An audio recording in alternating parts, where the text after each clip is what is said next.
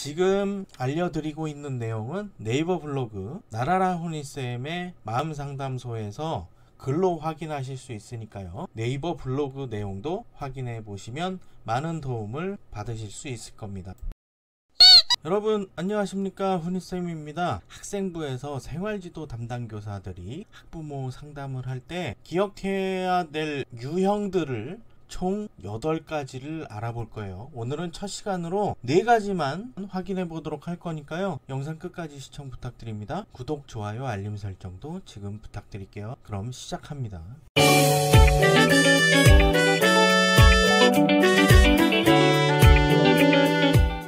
학생부에서 생활지도를 담당하게 되면 다양한 유형의 학부모를 만나게 됩니다. 교권 침해 사안들, 선도 대상 학생의 학부모, 또 학교 폭력 관련 학생 등 분야에 따라서 약간의 방식과 내용이 다르지만 학부모의 유형을 정리해서 대처 방법을 알아두는 것도 상담에 많은 도움이 됩니다.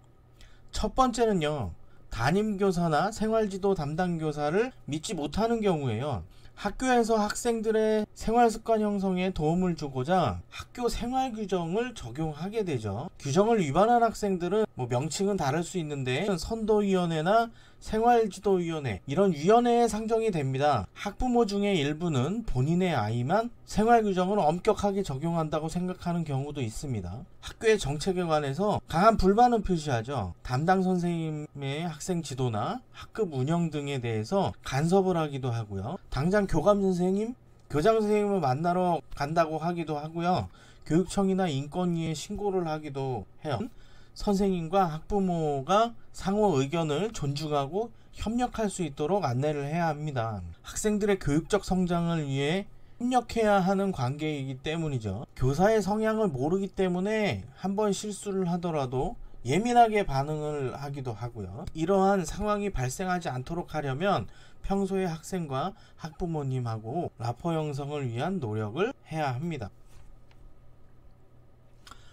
두 번째는요, 자녀에 관한 상황 설명은 들으려 하지 않고요, 학교에 오자마자 욕을 하시는 분들이 계세요. 이때 소리도 지르고 난동을 부리기도 하고요, 물건을 집어 던지시는 분들도 계십니다. 또 학교에 계속 전화를 해서 수업이나 일을 하지 못하게 방해를 하기도 하거든요. 이런 경우에는 다른 선생님들의 도움을 요청을 하는 것이 좋아요. 교감 선생님이나 교장 선생님께 이런 내용들을 알려서 대처 방법을 미리 구안을 해두는 것도 방법이고요. 담당 부서 선생님과 상의를 진행을 하시고 교권보호위원회에 접수 처리를 해서 진행을 하면 교육청에도 보고가 되거든요. 혹시 필요하다면 경찰에 신고를 하는 것도 좋습니다. 이때 관련한 자료를 수집하고 상담일지나 관찰일지 등을 정리해 두는 것이 교육활동 보호를 위한 절차 진행에 도움이 됩니다. 세 번째는요, 학생에게 수시로 찾아와서 간섭을 하는 경우가 있어요. 그런 경우가 많지는 않은데 학교에 시도 때도 없이 찾아오는 학부모가 계세요. 딱히 선생님을 만나는 것도 아니고 학생의 교실이나 실습실 주변에서 학생을 계속 관찰합니다.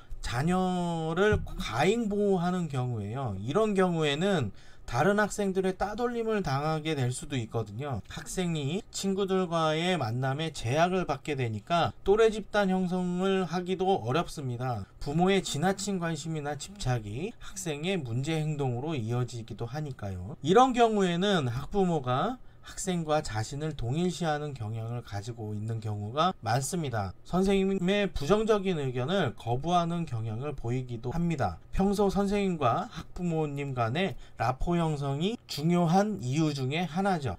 네 번째는요, 학생의 잘못을 인정하려 하지 않는 경우예요. 학교 생활규정을 위반해서 학교에서 지도를 하는 경우가 있습니다. 이때 학생의 잘못을 인정하지 않고 선생님이 잘못한 점에 대해서 그 부분에 대한 지적만 늘어놓는 학부모님들도 있습니다. 교사의 지도가 다른 의도가 있다, 우리 아이만 불이익을 준다 등의 이유를 들어서 학생의 잘못은 인정하지 않는 거죠. 학생의 잘못으로 인한 상담 자리에서 이 내용은 인정하지 않고 다른 내용으로 전환하려고 시도하기도 합니다.